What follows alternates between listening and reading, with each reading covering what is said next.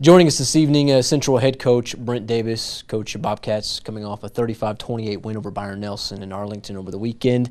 I guess before we get to talking about football and what you guys were able to do, let's just talk about this experience, Jerry World, and how this was for you and your team. Well, I mean, it was unbelievable. The whole trip was like a big playoff atmosphere type of deal, and the excitement in that stadium was like that. We had a really good crowd. I think we had more people there than Byron Nelson, and I was real pleased with that, and I was real pleased that our people were excited about being there. What did you learn about your team this past weekend as far as like what they're made of? Well, I mean, I think it shows. You know, we're not going to ever think we're out of a football game.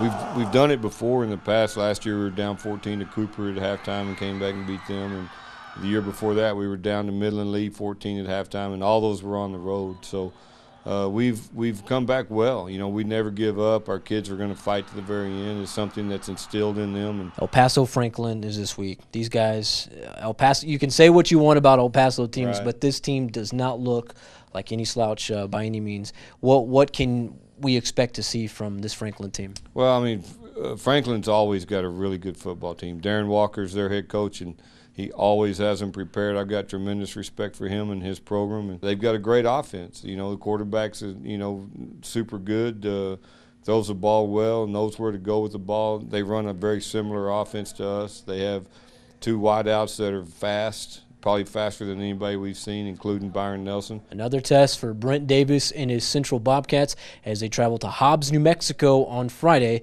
to take on El Paso Franklin.